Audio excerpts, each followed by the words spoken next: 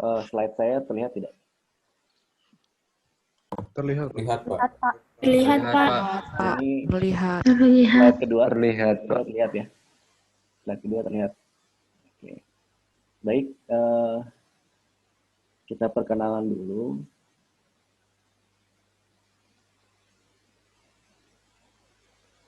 Nama saya Langgeng Primanggaradinata, MHUM.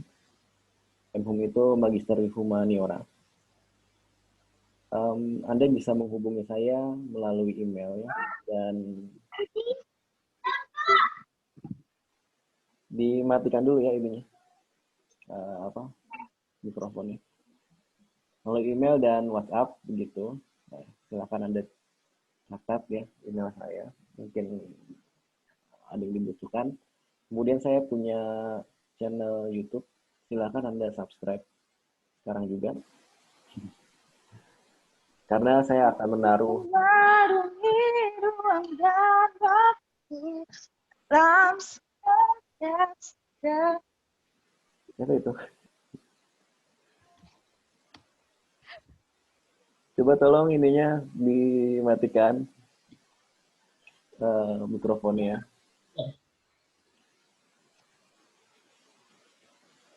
Oke. Anda bisa subscribe channel YouTube saya karena di situ saya akan menyimpan materi-materi kuliah begitu. Bahkan dari awal sampai akhir itu sudah ada sebetulnya ya. Kalau mau Anda tonton semuanya sekarang juga ya apa-apa, tapi nanti akan saya upgrade gitu atau update, perbarui lagi itu video-videonya.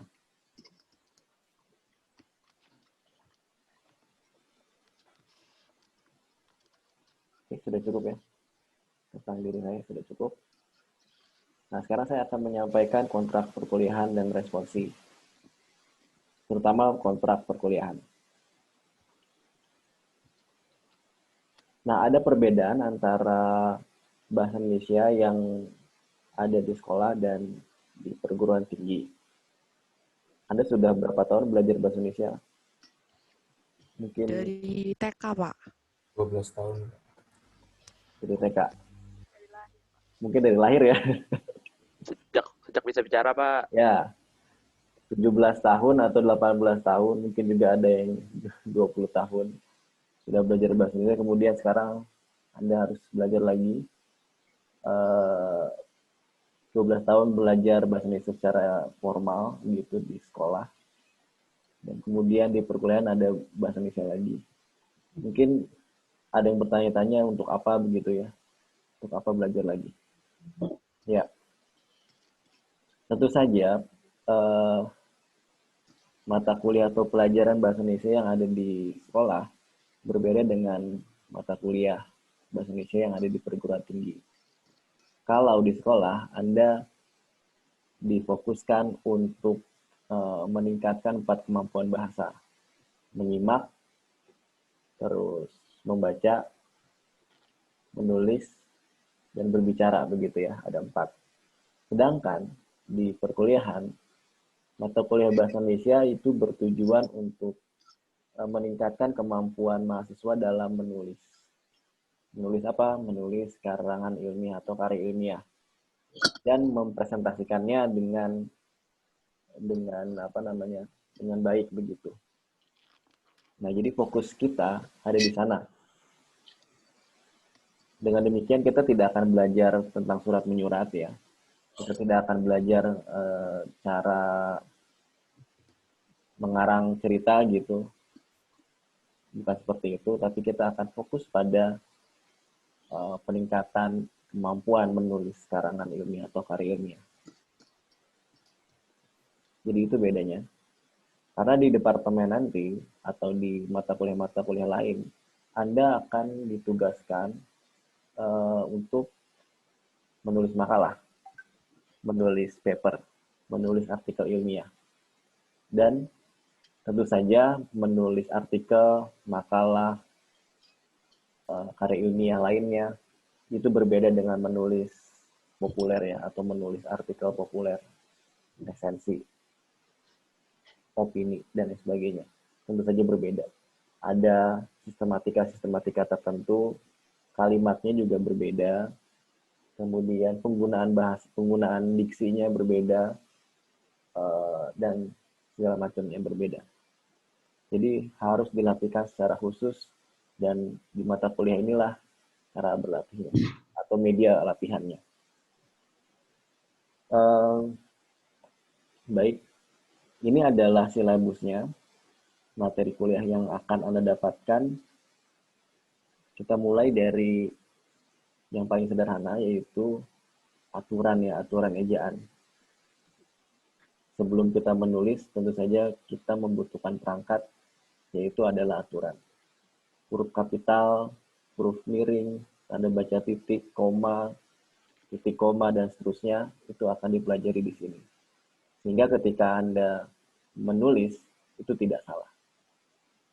Tidak terjadi kesalahan, sehingga orang yang membacanya pun akan nyaman membacanya. Kemudian di pertemuan kedua minggu depan, Anda akan belajar lagi kata, karena banyak sekali kesalahan dalam penulisan kata ya di masyarakat kita begitu. Lalu meningkat lagi ke kalimat, paragraf, pertemuan ke-6 jenis teks. Nah, baru pada pertemuan ke-7 Anda akan fokus pada penulisan karya ilmiah. Nanti di responsi akan disampaikan bahwa pada akhir semester Anda akan membuat karangan ilmiah atau karya ilmiah yang kemudian akan dipresentasikan. Setelah UTS atau pertemuan ke-8 sampai ke-14, di sana Anda sudah fokus pada pembuatan karya ilmiah. Seperti itu. Jadi belajar bahasanya, tata bahasa maksudnya, belajar tata bahasanya sebetulnya hanya sampai pada pertemuan ke-6. Selebihnya kita akan belajar menulis karya ilmiah. Baik. Nah, silabus ini bisa dibilang hanya sebagai ini ya, sebagai pemicu atau trigger Anda untuk menulis gitu. Kunci dari bisa menulis adalah membaca. Jadi kalau Anda ingin bisa menulis, Anda harus baca dulu. Nggak mungkin seseorang langsung bisa menulis tanpa membaca ya. Seorang fotografer pernah berbicara seperti ini. Kalau Anda ingin belajar fotografi yang baik, Anda bukan belajar cara atau teknik memegang kamera. Bukan belajar teknik bukan diafragma. Bukan belajar teknik speed gitu ya. Melainkan belajar dari foto-foto yang bagus begitu. Kalau fotonya mau bagus, caranya lihat foto-foto yang bagus. Artinya, kalau Anda ingin bisa menulis dengan baik, ya Anda harus membaca tulisan-tulisan yang baik pula. Begitu. Mustahil tanpa membaca Anda bisa menulis itu mustahil. Contoh sederhananya begini. Kenapa kita bisa berbicara seperti ini? Saya bisa berbicara gitu ya. Anda juga bisa berbicara dengan logat tertentu misalnya. Tentu saja kemampuan berbicara kita itu meningkat ketika kita mendengarkan gitu ya. Kalau misalnya Anda lahir kemudian lahir di hutan gitu dan tidak ada yang mengajari Anda bahasa atau Anda tidak pernah mendengar orang berbahasa, tentu saja Anda tidak akan bisa berbahasa begitu. Kayak Tarsan misalnya gitu kan, akan bisa berbahasa. Jadi kemampuan itu lahir dari pengalaman juga sebetulnya. Jadi ketika Anda ingin bisa membuat karya ilmiah dengan baik, tentu saja Anda harus membaca karya ilmiah. Pada pertemuan ke-8, saya akan membekali Anda bagaimana cara membaca karya ilmiah ya. di sini nih. Di sini Anda akan saya tugaskan untuk membaca berbagai karya-karya ilmiah, khususnya artikel ilmiah.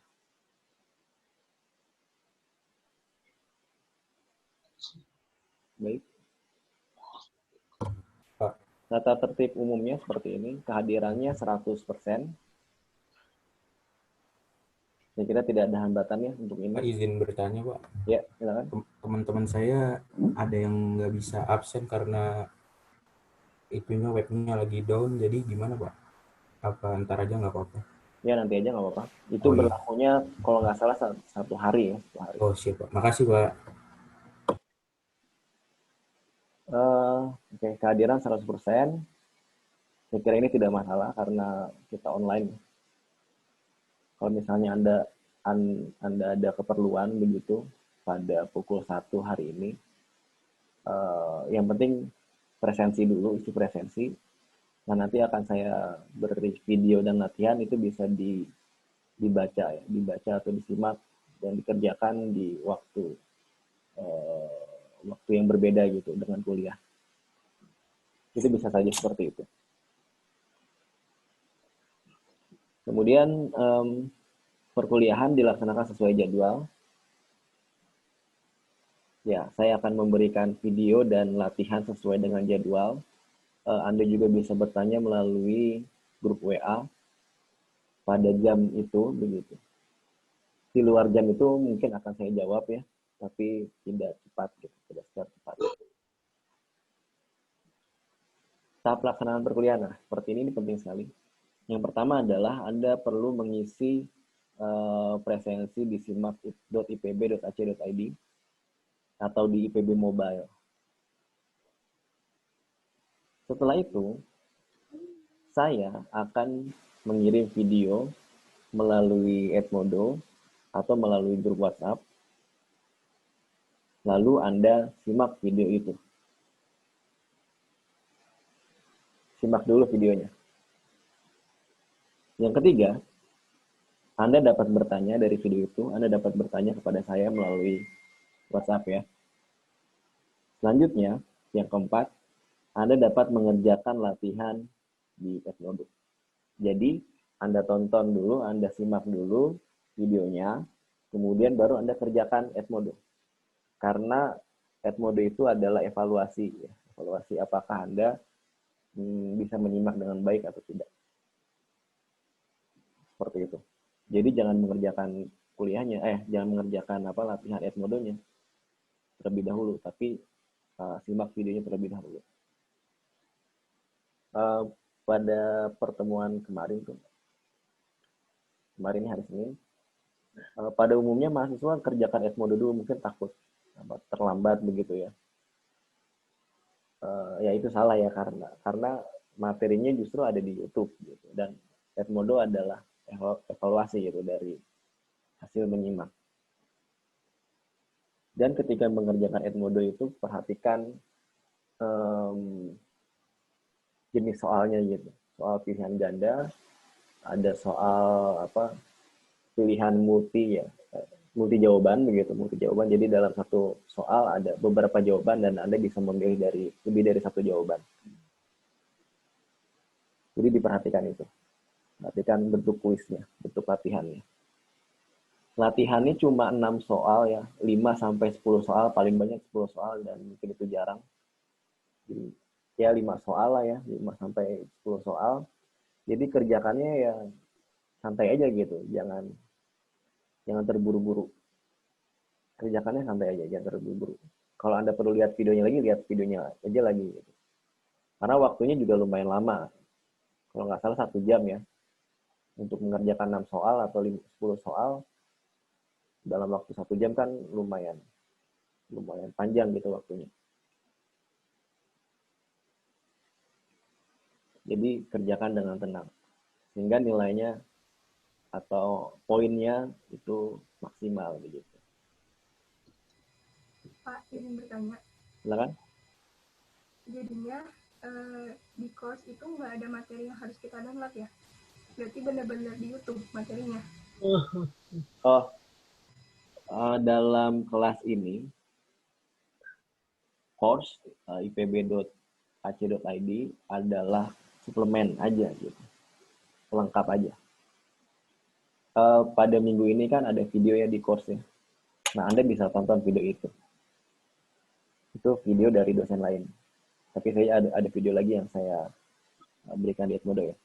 Kemudian di course itu ada PUEBI ya, Pedoman Umum Ejaan Bahasa Indonesia. Nah, itu bisa Anda unduh begitu. Jadi course itu adalah suplemen aja, pelengkap gitu, pelengkap untuk menunjang mata kuliahnya juga. Mungkin di pertemuan minggu depan ada sesuatu yang disediakan oleh dosen-dosen di course, Anda bisa mengaksesnya. Seperti itu. Yang utama, kita pakai WhatsApp untuk diskusi, YouTube untuk video, Edmodo untuk ke latihan, gitu ya, 3 itu. Nah, pertemuan sinkronus seperti ini, atau tatap maya seperti ini, tidak akan banyak. Mungkin dalam satu semester ini hanya ada 3 kali pertemuan. Karena kapasitasnya pun nggak memadai ya, ini cuma 100 orang gitu. Mungkin di pertemuan-pertemuan berikutnya akan lebih ya. Ya untuk sementara ini 100 orang kita bisa menampungnya. Zoom hanya 3 kali paling tidak ya. Di pertemuan pertama, di pertemuan ke-7, dan mungkin di pertemuan-pertemuan setelah UTS. Ada lagi pertanyaan? Baik, saya lanjutkan. Ujian dilaksanakan 2 kali, UTS dan UAS. Ujian susulan dilaksanakan 1 minggu setelah ujian utama. Jadwal ujian susulan akan diumumkan oleh Unit Bahasa Indonesia atau PPKU atau dosen. Tapi sepertinya untuk ujian susulan itu tidak ada ya, karena kemungkinan begitu. Karena saya kira tidak ada alasan lagi untuk tidak mengikuti ujian, kecuali Anda betul-betul sakit gitu kan. Betul-betul sakit yang tidak bisa buka komputer gitu. Dan saya mengingatkan pada Anda untuk mengingat jadwal ujian gitu. Semester kemarin karena online mungkin ya, ada mahasiswa yang lupa jadwal ujian ya. Karena online ya, jadi dia lupa. Nah, itu repot juga gitu. Merepotkan semua pihak tuh karena lupa. Jadi jangan sampai lupa. Dan saya akan mengingatkan, insya Allah. Nah, penilaian seperti ini. Untuk kuliah, ada beberapa komponen nilai. Yang pertama, kuis atau latihan di kelas kuliah yang ada di Edmodo. Kemudian UTS dan UAS.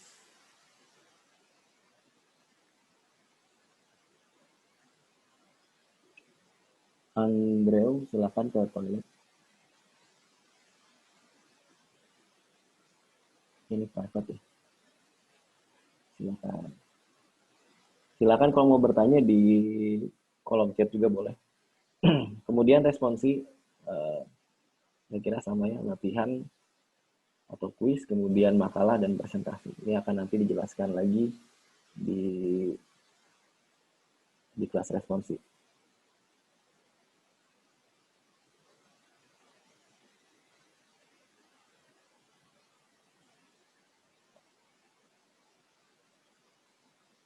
Koreksi nilai UTS dan UAS silakan dibaca. Tapi kayaknya nggak ada koreksi karena diolah oleh komputer gitu. Dan kemungkinan ada kesalahannya sedikit. Nah, pada mata kuliah ini, saya akan menyarankan buku zona bahasa. Tapi buku ini sangat terbatas, mungkin hanya ada puluhan jumlahnya. Anda bisa membelinya di Bukalapak. Membelinya bukan di sini ya, ini sudah tidak berlaku lagi nih, nomor ini dan toko ini. Jadi Anda bisa membelinya di Bukalapak. Bagaimana kalau misalnya Anda tidak dapat buku ini? Anda dapat memiliki atau membaca buku yang lainnya. Buku tentang bahasa Indonesia untuk perkuliahan. Saya kira banyak di online store atau dimanapun begitu. Atau Anda dapat meminjamnya ke kakak tingkat. Teknisnya ya silakan diatur sendiri. Ya buku ini cuma berapa ya? Ada 40-an gitu.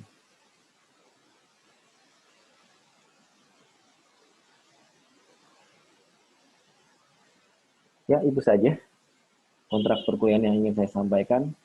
Barangkali ada pertanyaan.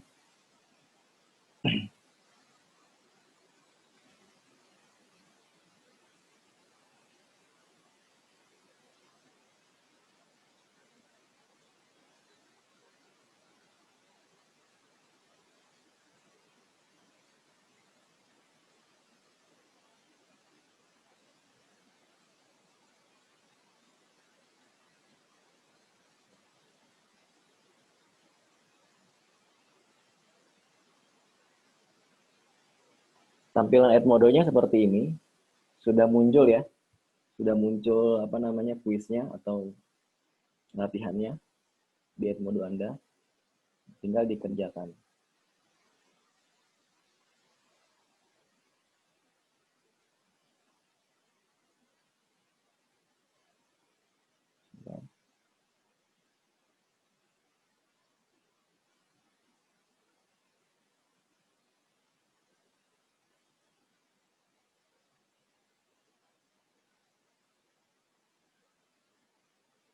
Nah, bentuk soalnya seperti ini. Tanda baca titik digunakan untuk, nah sebetulnya ini jawabannya lebih dari satu. Anda bisa klik lebih dari satu jawaban. Nah, seperti ini. Jadi jangan satu jawaban ya. Kemarin banyaknya satu jawaban. Nah, ini juga ada pilihan sampai G.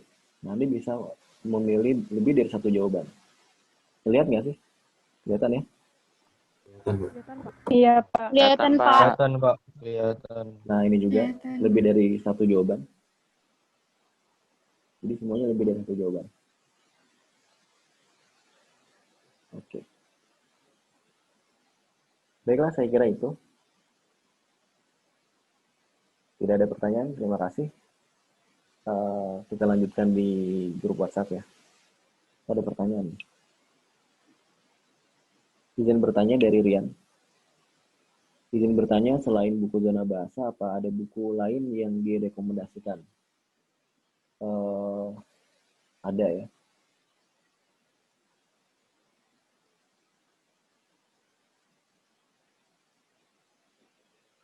Yaitu buku terampil berkomunikasi lisan dan tulisan.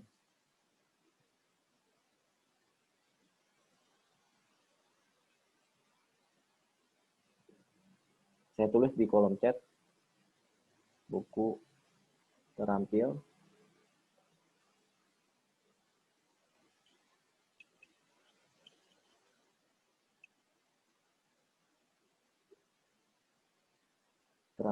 berkomunikasi lisan dan tulisan. Nah, buku ini tersedia di Tokopedia.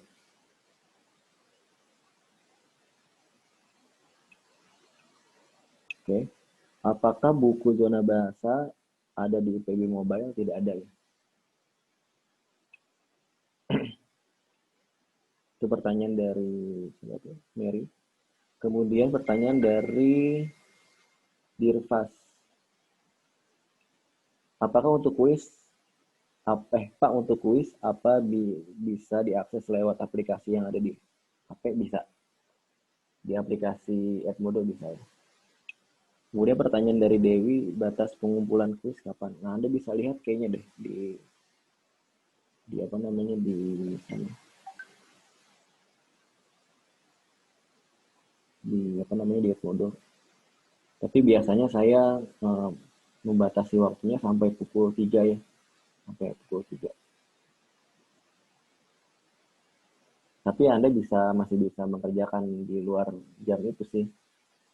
Tapi nanti keterangannya ada kata terlambat gitu. Terlambat mengumpulkan artinya.